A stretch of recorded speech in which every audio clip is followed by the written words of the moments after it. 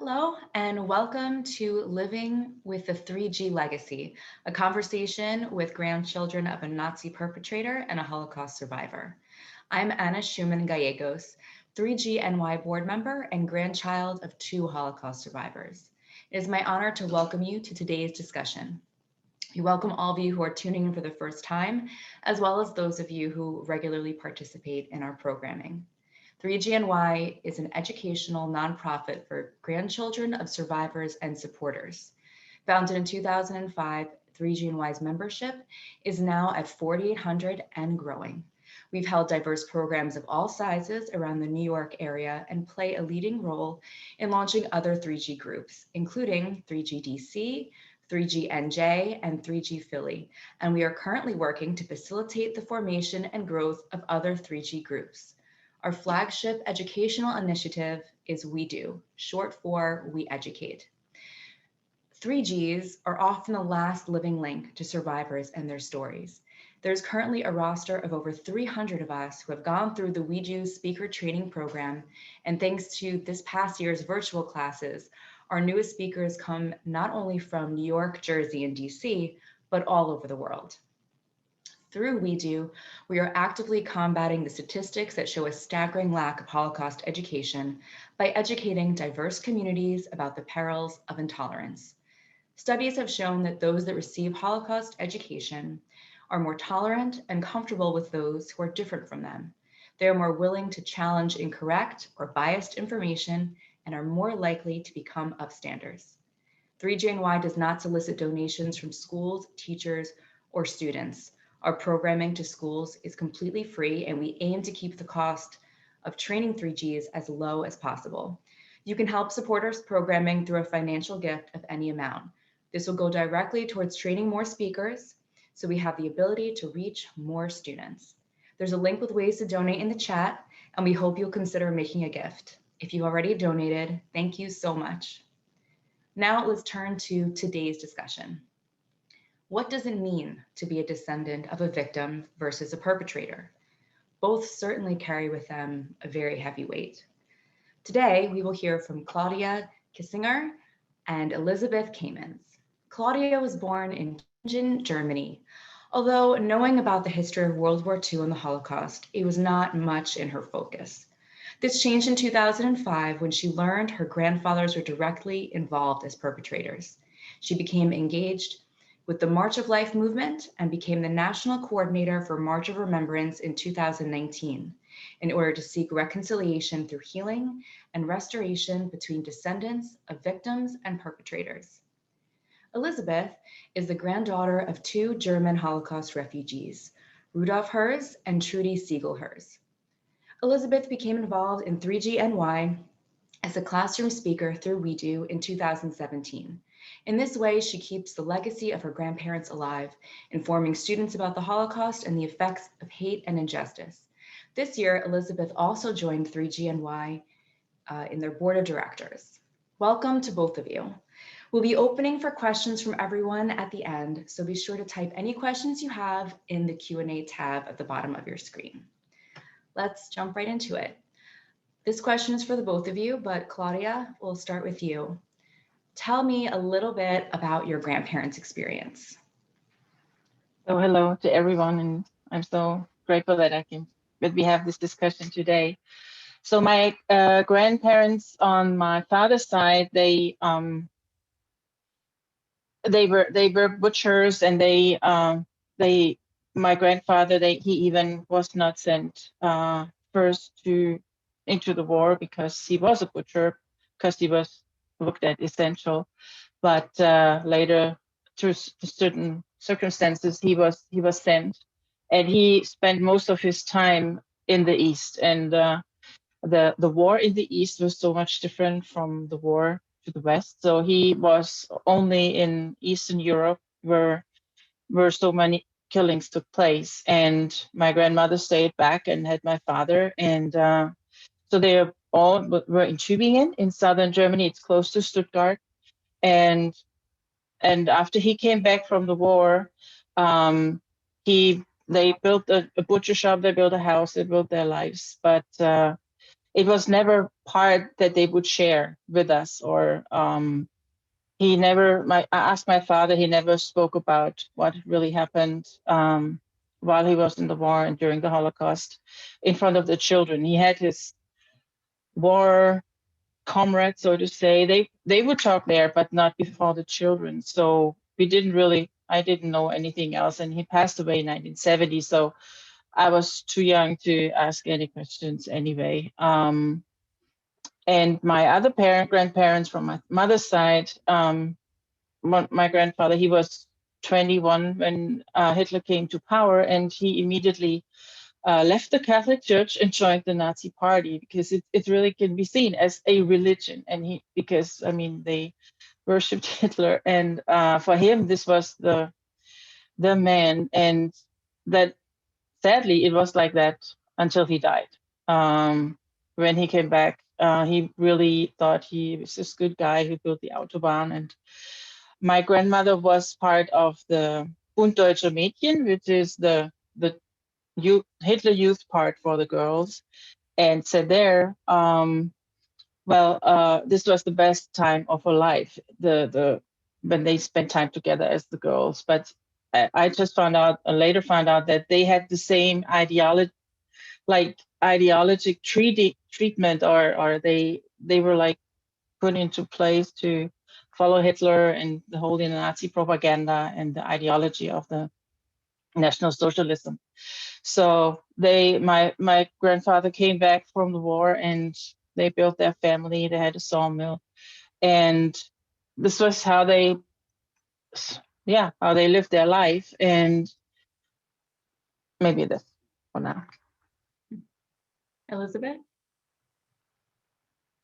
So both of my maternal grandparents were born in Germany. My grandmother, Trudy Siegelhers, was fortunate in that she was able to escape Germany after Kristallnacht. But during that time, her family, her father had served in World War I in Germany. And on Kristallnacht, he was arrested and thrown into jail, and also then taken to Buchenwald, a concentration camp.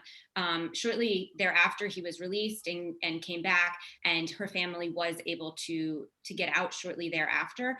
But she described Kristallnacht as being a horrifying night where the Nazi soldiers came in and destroyed everything in their home and locked her sister and her mother and her into a closet. And after that, she was taken to like a Judenwald Jewish home in the area, and then shortly thereafter escaped to America. And my grandfather was also born in Germany in the town of Osthofen.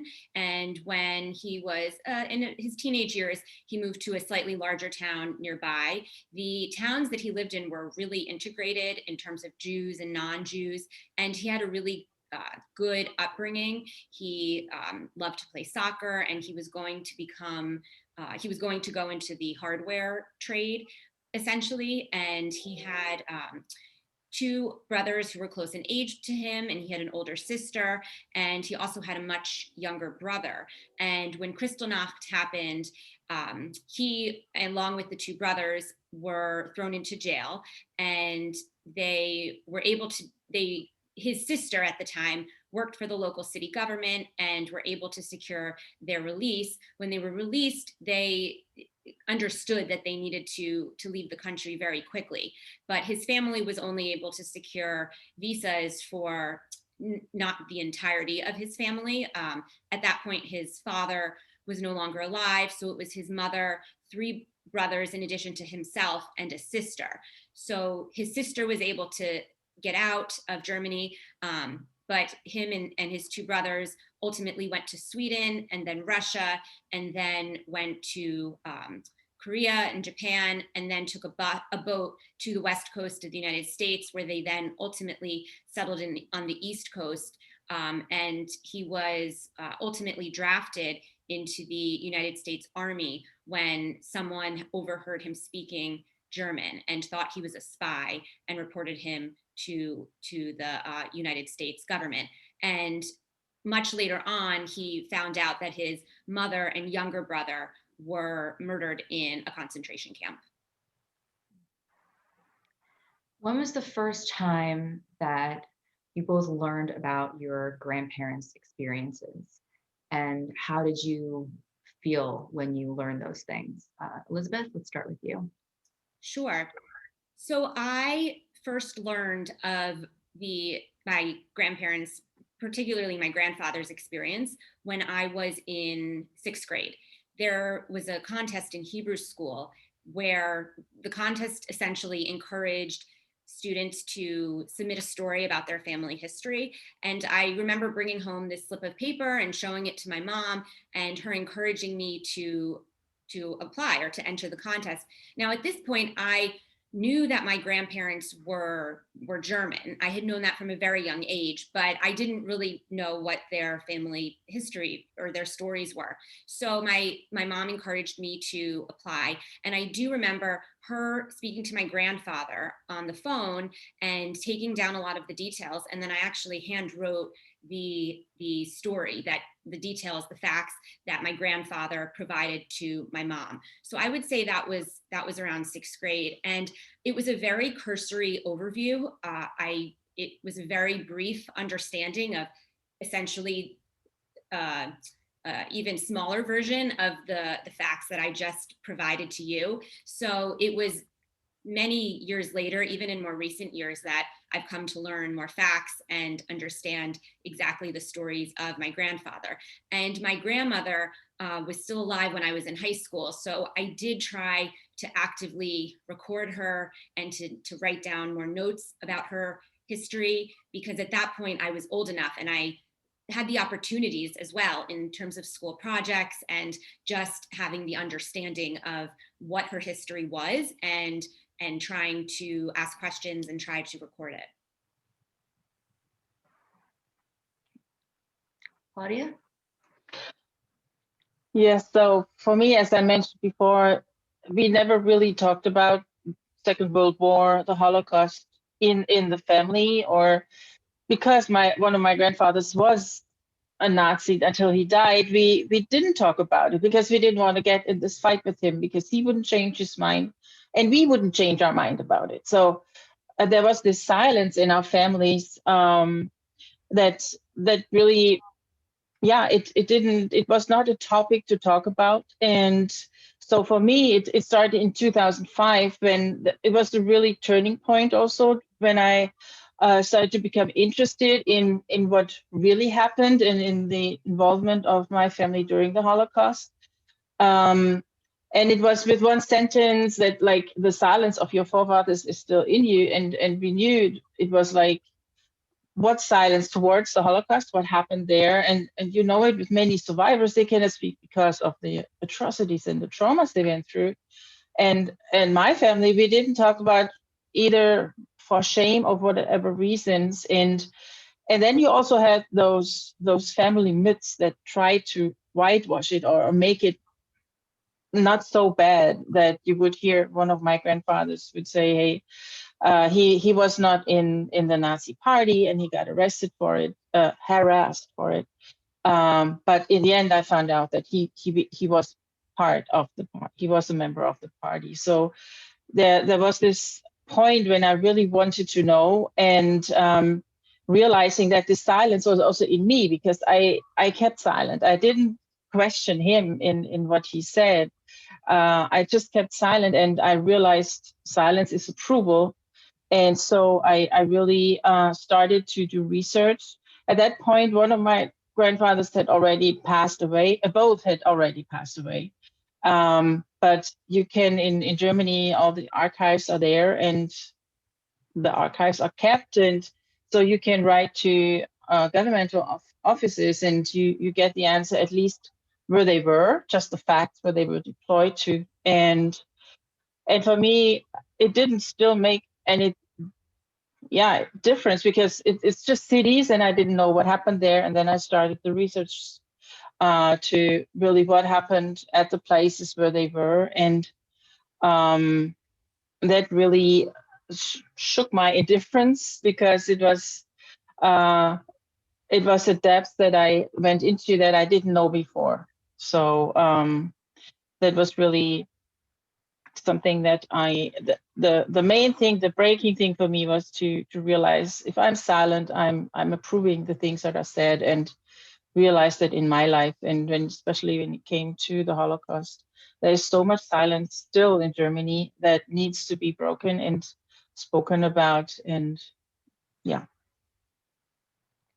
So both of you kind of came later on in your lives, sort of understanding the full extent of your family's history. But what was your background up to that point? What was Holocaust education like for the both of you in school? Claudia? Yeah, so you have Holocaust education in school in Germany. I mean, in different grades all the time. I mean, there are some schools, they take their students to visit Dachau concentration camp.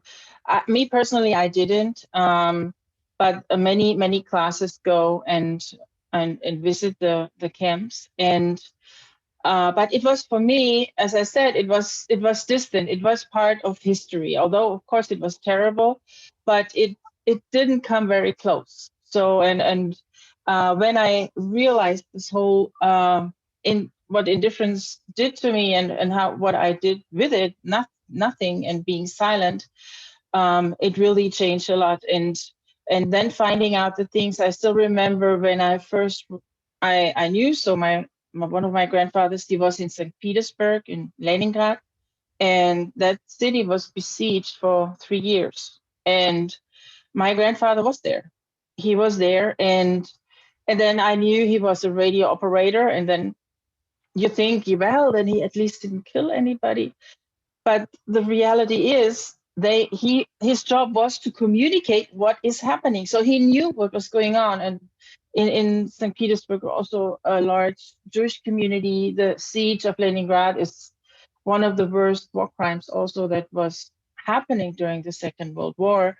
So for it, the whole Holocaust that was so distant for me, and just part of history, came into my life because it was my grandfathers who were participating, and that changed everything. And realizing how, because what our families do, our upbringing is, it influences how we live, who we are.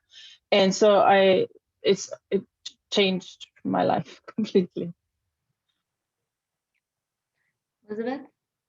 So I have to say, my Holocaust education was almost non-existent. I went to a large, public high school. I was always in public school, and it really wasn't in the curriculum. And I think I did partially take it upon myself at some points to try to learn more, because I knew that I had some of this family background, but I wasn't receiving any of this education in school. So I do know at one point in high school, I think it was around 9th grade, we could pick a topic on anything to write a paper on. And so I chose the Holocaust because I felt that I could gain a better understanding of the factual history. And I think that was around the first time when I really started to learn the facts. Up until that point, I didn't know what the final solution was. I didn't know when everything really started in the 1930s. And again, I had some overview, but if I didn't really take it upon myself, our school education did not include it, which obviously I think is something that, could be rectified. But besides, trying to answer my own questions or read my own books, or ask questions to my grandmother at that point, who was still alive, it was a pretty limited understanding. And I think the same goes for my Hebrew school education as well. So even though I was going to Hebrew school for a very long time, up until through high school, there wasn't really much in terms of Holocaust education or knowledge that was reinforced. So obviously you both are quite vocal, as Claudia said. Silence is acceptance, and neither of you are. So how do you carry this out in your personal and professional lives? Just being more vocal, more active. Claudia? Sorry. Yeah, you mentioned it before. I am right now the national coordinator for March of Life and March of Remembrance, and this is I'm a part of this movement since the beginning because it started in 2005 in Tübingen, where I'm from, and it became, yeah, so it's part of my career, absolutely, but also even before, I mean, I'm in this so-called position only for 2 years, so even before, it was for me important to the marches of life, they take place publicly, like the Holocaust took place publicly in despite of some people saying we didn't, also many people say we didn't know and we didn't really know what was going on in the camps and everything. It was so obvious. It all happened on the streets. If you look at the death marches and everything. And so when we do the marches, they happen publicly. They happen outdoors, not in buildings. What is so, and also through meeting Holocaust survivors, I learned it how important it is for them that people care and that they see their people care about it, because they had so many times also experienced that that when they came from the camps, tried to build their lives, nobody wanted to hear what they went through because it was so horrible, and you cannot you cannot believe it when they are told, but this is what happened, and so for me to publicly speak about the truth that from my family and from my personal family, because I cannot, if you do it for the general German public, it's the same that many politicians do, but it is my family, and for my family I can take responsibility, and that's why it's for me so important to talk about it, and just also saying the facts of my own family, because I cannot judge my grandfathers or my grandparents. I don't know how I would, in that atmosphere that was in Germany, but for years and years, the propaganda and the lies and what they were told. I don't know. I cannot think me growing up in this time and what I would do, but I live now and I can tell their stories, and I know I can go a different path. And that's what's important for me, to take the responsibility in a way to find those words they never found, and to be sorry and to express that publicly. And so it's a very big part of my life. Elizabeth?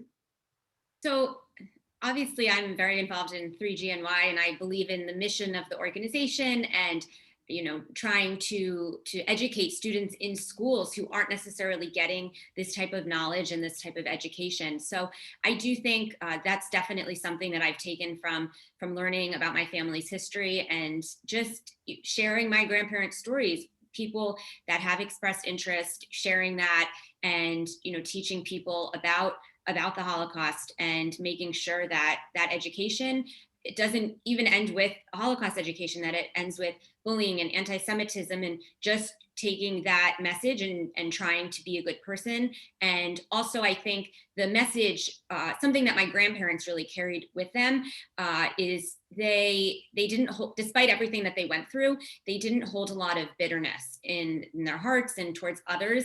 And I think that's something that's very important that I've tried to take with me in terms of learning, having that family history, but also going forward and remembering that, because it's very easy to say, based on what happened to my family, I'm going to hate all Germans. I'm not going to support Germany. I'm not going to support German products. But that's the opposite of how my grandfather felt, and he purchased a Volkswagen at one point in his life. So I think taking that mentality and as Claudia said, living your life and take each day forward, not living in the past, going that way as well. And additionally, trying to just still learn more. And I took 2 trips to Germany in more recent times, and I really wanted to meet Germans and to see what life was like there, to see if I experienced any open anti-Semitism when I went there, and I did not. I was very welcomed in, and I think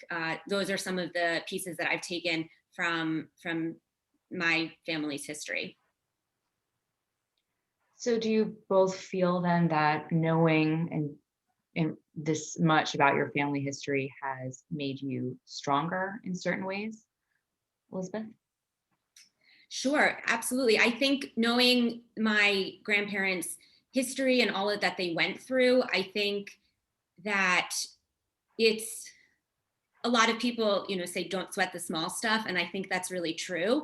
I think a lot of people get, almost bogged down with daily details in their lives, things that may seem very significant and consequential, but in reality, when you look at the bigger picture, I think that they're not. And I think some of that, it's hard when you have, when I look back and I think, wow, my grandparents came to this country, they didn't know anything, they didn't have anything, they didn't have any money, they lost everything. When they had to come to America from Germany, they didn't even know how to speak the English language. So I think, and you don't necessarily want to compare and say, well, they had it so hard. Anything I go through, of course, it's easier than that. But I think you can take that and say, well, they made it through these really hard times and these challenges, and I can do the same, even if I'm faced with a tough time or a challenge in my life, and try to channel their resilience and, try not to necessarily play down the issues in your life, because everything is important. It's your life in some way or another. But I think it's important to take that and their experiences and put it into perspective when you are just living your daily life. Claudia? Yeah, for me, it's also absolutely important, because it's also in finding out, as there was this silence about the family history, and there were things in my life that I couldn't explain otherwise. And so for me, finding out the facts and finding out things that happened, I had explanations. For example, I was always afraid of the Russian people in global. I never had met a Russian person, but there was this fear in me. And now knowing that one of my grandfathers, he was in Russia, and of course that fear of that at some point this will come back to him. Traumas are passed down, fears are passed down even without speaking. This is the one who passed away in 1970, so I never spoke to him about it, but it was there, this fear. And for me, it suddenly, I knew why this fear was in my life, and I could address it. And for me, it was with the help of God. I have a Christian background, but I suddenly knew there was the root to that problem, and I could face it in a totally different way than just trying to overcome it or so. And knowing in speaking about it, it makes all the difference. And we are influenced by how our family's history was, if it is bad or good. In fact, it was at a lecture of 3G and Y that a professor also pointed it out, and even in a regular circumstances. But for me, because the Holocaust was this horrific murder of people. Today is the 80th anniversary of the attack on Russia, and we just had a kind of service about it, not also to face it and to hear the family stories of friends of us who are originally from Russia, from Ukraine, from Belarus, and how it affected their families, and to realize it, and to know there are things that I can explain by knowing my family history. And how does the rest of your families deal with the knowledge of your family history? Are they active like you two are, or they're aware, but it's not something they're as involved in? Claudia? So I'm lucky, so to say, that my parents and we are on the same boat, so they totally support me. And because also to write to all those archives, you need, because of data, you need their permission because they're still alive. So to get the information about my grandparents, they had to say it's okay for me to get it. So they totally support me in this. They themselves go on marches, and it's for them also very important to talk about it. And on the other hand, of course I have an aunt, or I have family members who say, well, what are you talking about my father this way? And because yeah, just to see this one grandfather just recently, like maybe 3 years ago, we suddenly a whole bunch of these typical war photos came up. My aunt had them, nobody knew they were there, and she gave them to us because she says, you are interested in that history. And but there were terrible photos among them. I mean, photos that you never thought, why did he have it? And it put him next to a mass grave. It put him next to people killed, and so she said, but she kept saying, well, you cannot, why do you talk like this about my father? And but she's coming around. So it's by talking about it and her seeing that it's not about judging him. It's about how the need to share the history, and so I'm very supported. My brothers, we are all my whole close family. We are all very active, also in the March of Life movement together. That's incredible. That's really great. Elizabeth?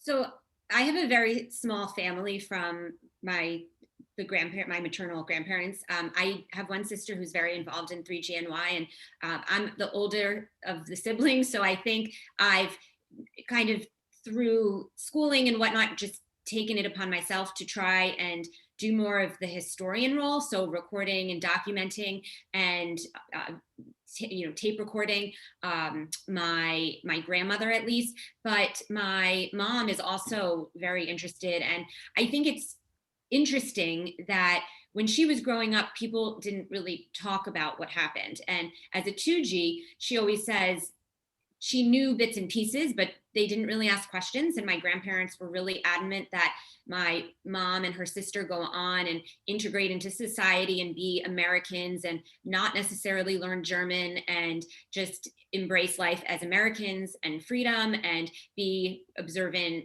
practicing Jews.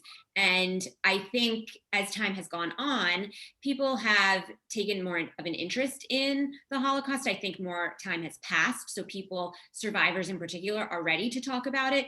But I think that generational gap allowed me to be able to ask more questions, and my mom to also be able to have that interest and also want to find out more. So unfortunately, my grandparents are no longer alive to ask those questions to, but I did go back to Germany on one trip with my mother and sister, and we were, really interested in trying to learn about my grandfather and his history and where he's from, and we would love to do the same for where my grandmother's from. But in terms of the support, my family, I think, has a very positive outlook. They really try to embrace what, or at least my grandfather and grandmother always said, not to have bitterness, to be kind to strangers, like even very basic tenets of life. But that is definitely how they live their lives, and to just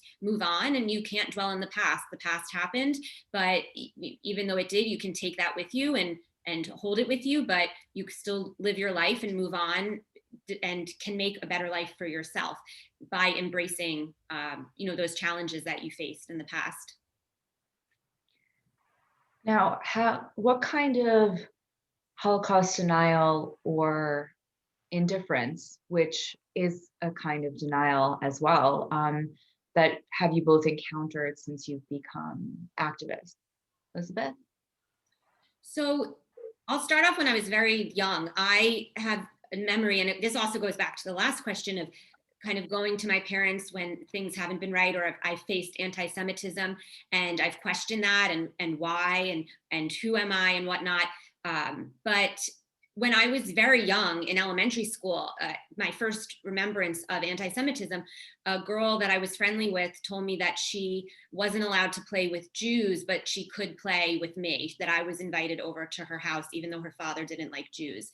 So that was my first introduction really to anti-Semitism. And then in high school, I had another peer in the class just flat out deny the Holocaust, that it ever happened. And I wished at the time, looking back, that I had the almost answers or resources and how to counter that. And obviously I tried to, tell her, of course it happened, here are the facts, but I didn't have, as a, as a 12th grade student or however old I was, I didn't have the knowledge or the resources and how to counter what she was saying.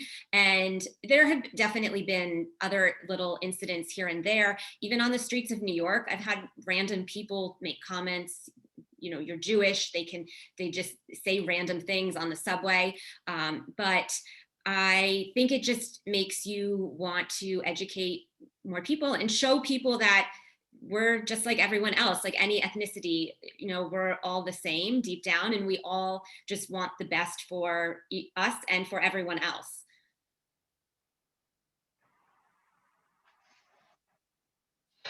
Yeah, so for me, there was one, is this in conversation sometimes when I have an aunt, I had an aunt here in America, and actually they came after the war, and as long as my grandmother was still, I mean, it was an aunt of my mom, so it was my great aunt, I think, yeah. And as long as my grandmother was still alive, there was contact, but then we lost the contact. And ahead of me coming to America, I'm here for 11 years now, I visited her, and just in a regular conversation, suddenly it ended up, well, we had it hard here when we came, and the Jews, they were all supported and they got all the money. And I was sitting there, and it was really early on in my real open public involvement, so to say. I was sitting there and knowing I have to say something, I have to say something. And then it was a birthday, and the conversation went on, and then someone else said, well, it's always about the Jews, and let's put it behind us. It's so long ago. And I was like, okay, if I say something now, it's a total explosion.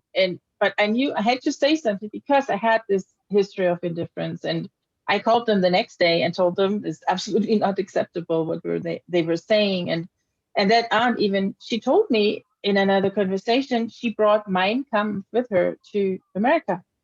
They had it in their suitcases, and I was totally shocked. And I told her, you have to throw it away. You cannot have this book. You have to destroy it. She said, oh, it's old, I can sell it.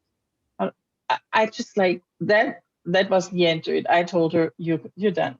You have to throw this thing away. It's absolutely not acceptable. And in normal conversation, that's when I encountered it, or somebody said, well, the numbers, they don't add up. If it was 6 million, and I just told her, well, if it was one person, it would have not been okay. If it was 4 million, it would have been 4 million too many who had been killed and destroyed families. And it just in speaking up and not just letting it sitting there. And now with the open, I mean, I see the anti-Semitism popping up in of course it's everywhere, but for me, Germany is still my home in a way, where I come from. And during the last Gaza conflict, we did we said, okay, we put Israeli flags into our windows or in our cars to say we support and we stand with Israel and the Jewish people.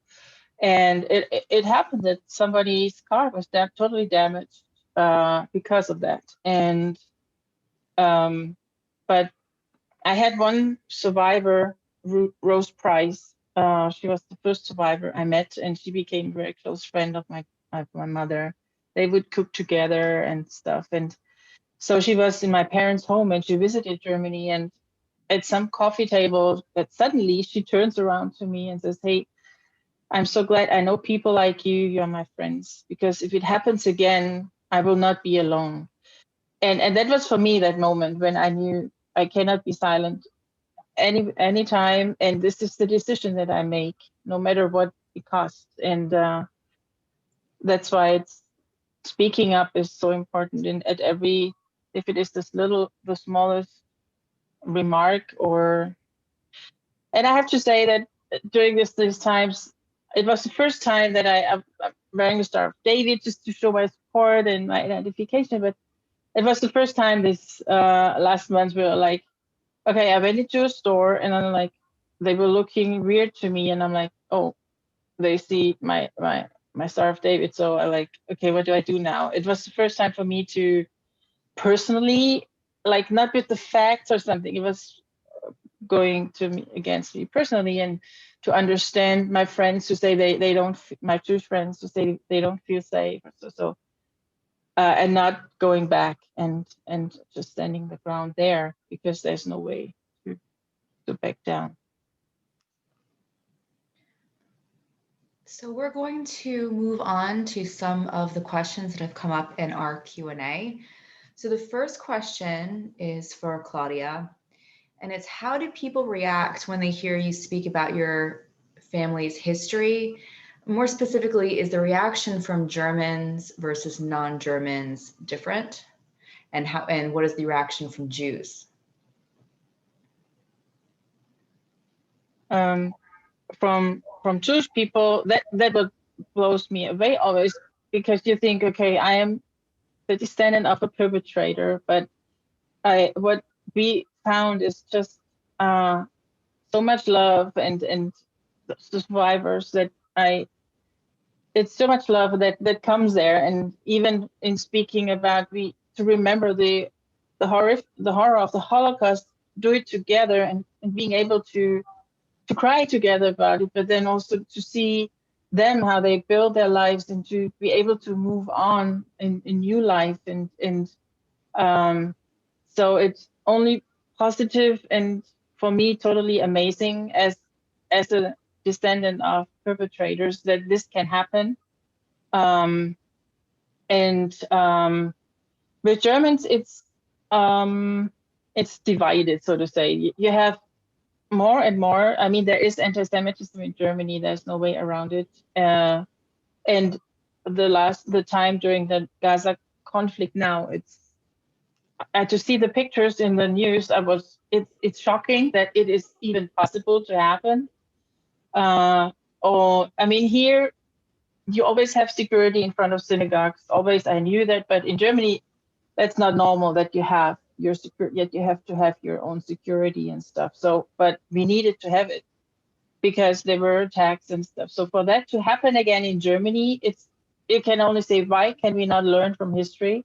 And it's unacceptable, but it's there. And even so more, we have to speak up and tell the truth and speak up against it. So this question, I'm going to combine a couple. So I'm going to start with you, Elizabeth. How do you feel, or do you feel that with this rise in anti-Semitism, that history is repeating itself with the narrative that we often see in the media, and attacks against Jewish people? And then, what about the rest of the world? So for Claudia, I want you to jump in with how do people in Germany feel about the rise of neo-Nazi movements in Germany and elsewhere? Sure. So I think. Yes. So Go ahead. No, you. So I think it's very concerning, and I think a lot of it comes down to the fact that people aren't born to hate, and I think it's bred into you. It's a problem. There's a lot of reasons why it's become so prevalent. I think we have 24-hour news media. There's a proliferation of finding any viewpoint you could possibly want and hanging on to that and finding people that support you. I think, though, deep down, it comes from education and miseducation. I do believe that there is a rise in anti-Semitism, that it's a larger question than me answering right now in terms of how to handle it. But educating students, and especially when they're young, look, I had a student in elementary school, and that was back in the 90s, say something to me. I think that if you want to try to change this, you need to educate people. You need to bring people together to show them that different people are really the same as you, and that deep down, we all want the same thing for each other, for our families, for our loved ones, that once you become ingrained in these, into your world, such as within the Nazi Party, or such as, people that are any other group of people, you become so consumed with that ideology that you don't know anything else, and you think that people are so different from you, but they really aren't. My grandfather used to say, like, not all Germans were bad, even though he went through all of this and was exiled from his country and had to leave. So even with all of that, he could say there were still good people there, and I think that's true. You just really need to make sure that you're educating people, and so that this never happens again. Elizabeth. Yes, I can only say. Okay, continue. No. Elizabeth, how do you? Yeah, I can only say yes. Okay. Not quite. Elizabeth, how do you feel that this history how did it affect your upbringing? And do you feel that even though your parents are raised by survivors, how much of that trauma was passed on to you? Because they kind of grew up in an atmosphere of silence.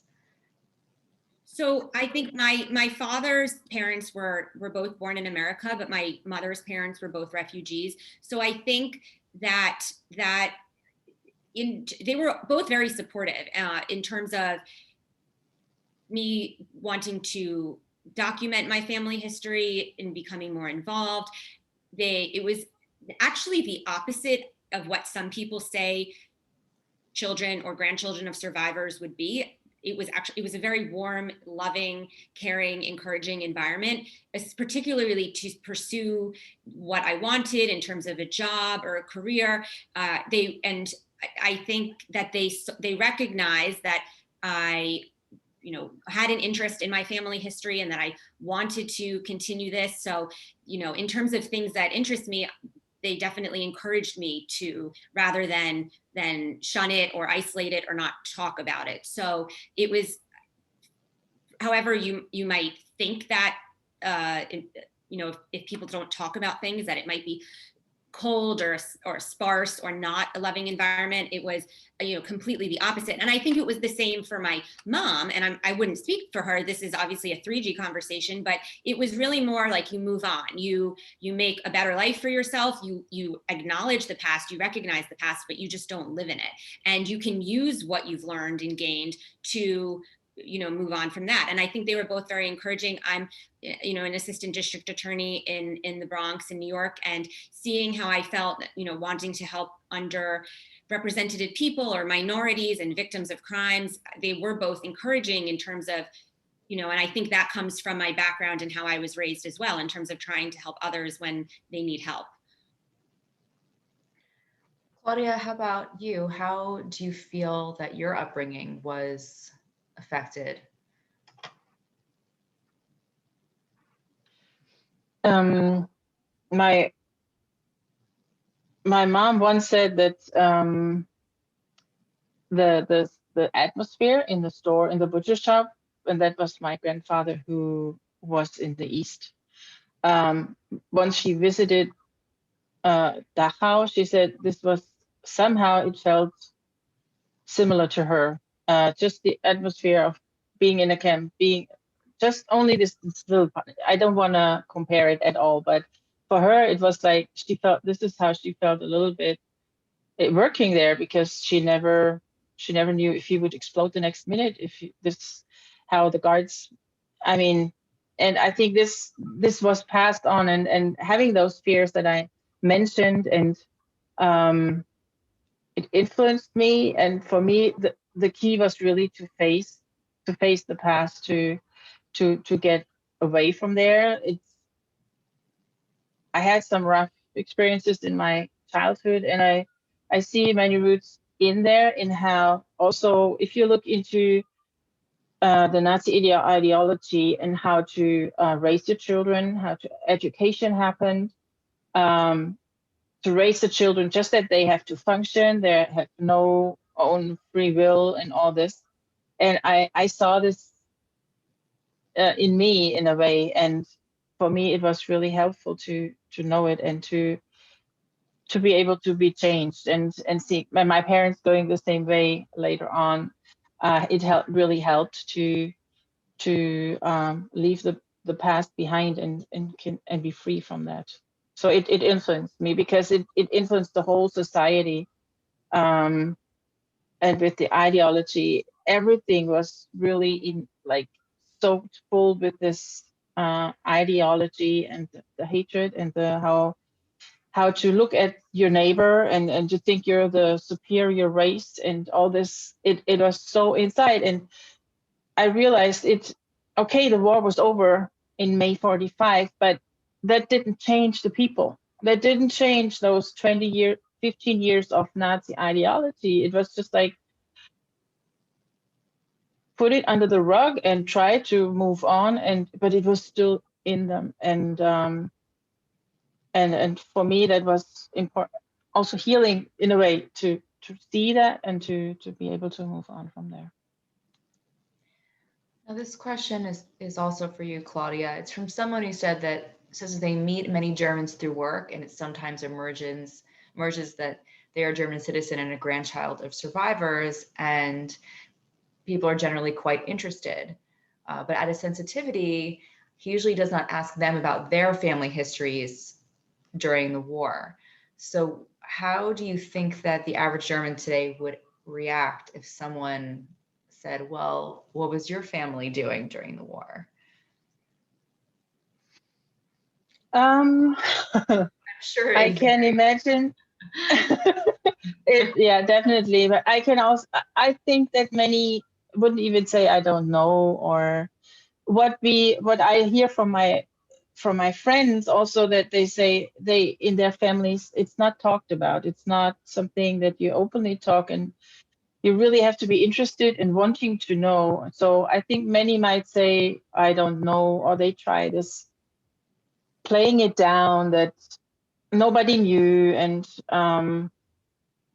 but it's worth asking, because this is what stirs it up, that they think about it. Because if you don't think about it, it is still there, but nobody addresses the situations, and it is needed to be addressed. It's absolutely necessary that we know our past and not only think, because it's this personal. When it became personal for me, because it was my grandfather's, then something changed. And it didn't change because 10 politicians, 20 politicians and presidents and everybody was talking about it and trying to reconcile or having memorial services. For me, it changed when I looked into my own family history. And so a question there, I mean, I think I would encourage to ask it and then to see where it's going.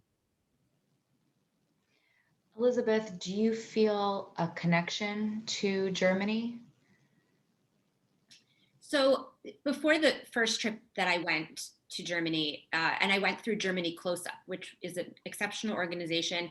It subsidizes Jewish young adults to travel to Germany, and you tour and meet with different individuals and a lot of German 20s and 30s somethings. And a lot of them, like Claudia, have relatives that had these very interesting paths.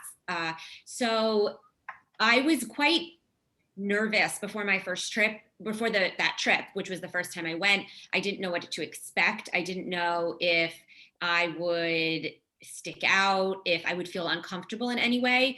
But my grandmother in particular, just even until the day she died, had such a fondness for the country and was so culturally German. So it was really more pride that I think I had, that I was finally returning to a place that she loved, and that her and my grandfather only went back to once in the late 1960s, and had a really tremendous experience even when they went back, because they still knew a lot of non-Jews that were living there.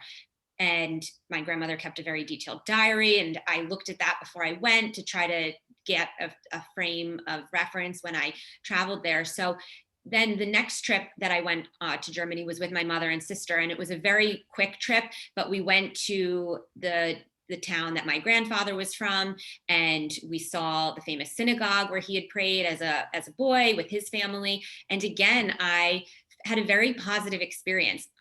It was short periods of time that I was there. I didn't experience any anti-Semitism. I'm not negating that it's there or that it's an issue, but overall, my experiences were very positive, and I do feel a connection. You know, I'm 50% German, so you know, looking at that heritage or that, you know, lineage, that's where my family is from. So it was great to be able to see, you know, the lands that my grandfather walked on, and experience all of that, and even just relate to, you know, more cultural things like food. Oh, well, this was the recipe that my grandmother always made, and you know, they serve it on every menu here. So I overall, I'm really grateful that I had the opportunities to go there and to meet with just normal, everyday German citizens who were really very just, you know, honest about their past, at least the people that I met, and really wanted to talk and just get to know you as a person.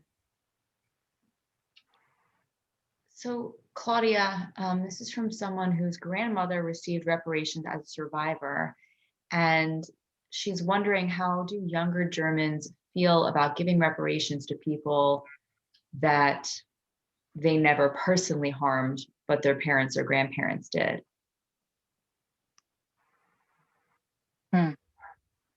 I can only say from my side that I absolutely think that that is the needed and absolutely necessary, that it's happening. I don't know how, if too many even know. I mean, sometimes you think the younger generation, if they're not really, if younger generation means 20s or so, I just don't know. I can only speak for myself or my nephew, my nieces, my friends, or those who are involved with us, that it's absolutely what has to happen. It can never bring back what was taken away, and so yeah. And we're going to close. There's a lot of great questions left, but unfortunately we don't have time. So we're going to close with this one because I think it's particularly relevant. As far as American genealogical research goes, if someone finds out that they are descended from slaveholders, do you have any advice for them? Elizabeth?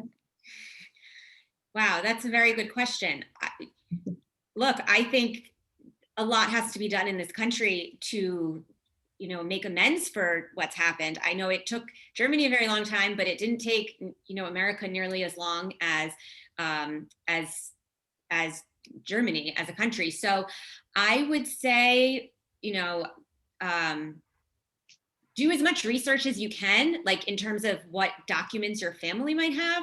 I know it's probably hard what's there, but even piecing things together, I know in looking for my family history, we had a lot of artifacts, but we didn't have a lot of details. And I've tried to, you know, go on and see, okay, well, my great grandmother and great uncle were left in this town in Germany, and all of the Jews were deported from at this one time. So it's most likely that they were taken by transport and then brought to this ghetto. So just based on historical research, that's where I was able to gather a lot of information and kind of pieced it together. So I would encourage you to try to do that. Obviously, it might be very, you know, many generations that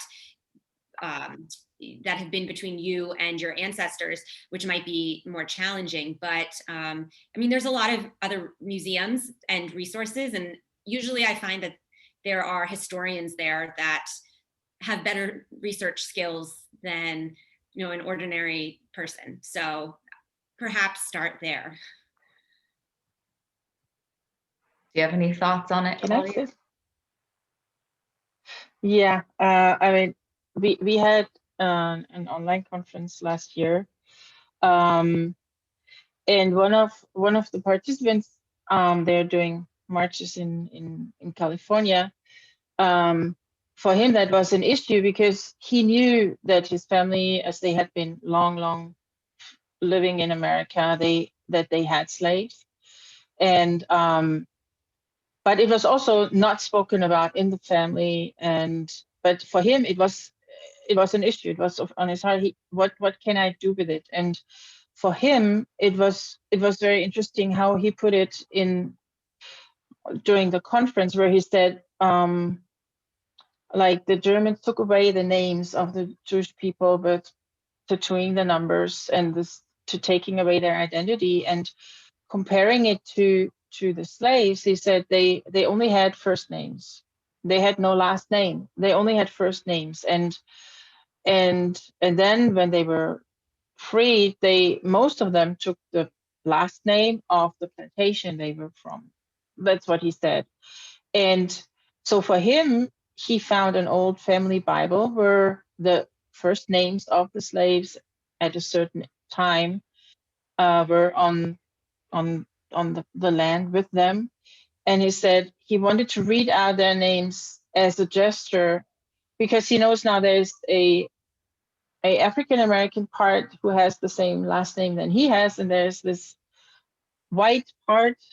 And just as a gesture to read the names with the last name as a gesture of reconciliation. And when he was reading those names, it was so powerful. Like when we read the names of the victims during Yom HaShoah, it's so powerful, because you give the person their identity in a way, and remembering them. And so it's absolutely possible. When I first came to America, I thought, you cannot find out, and no American knows his own history.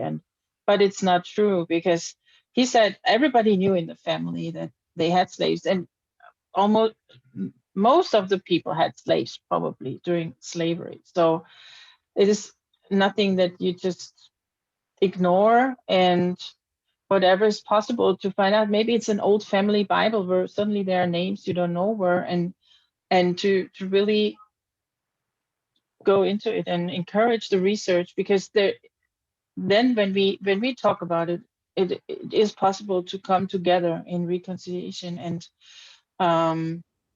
And so he tried to find those, that, so to say, part of the family, and trying to reach out. He passed away in between, but it was for him really this effort, and to realize it is possible to reach out. And so I just can only encourage to do whatever you can to find out, and ask around. And the families, most of the time, when you keep asking, they start talking. Well, I think, as the three of us are involved in organizations that are about preserving history, good or bad, you have to know what happened to move forward and do better. So I just want to say thank you to both of you for speaking with us today, and for being so open and candid about your families. And that is so valuable for us to continue having these kind of discussions. And I know personally, I find it extremely motivating.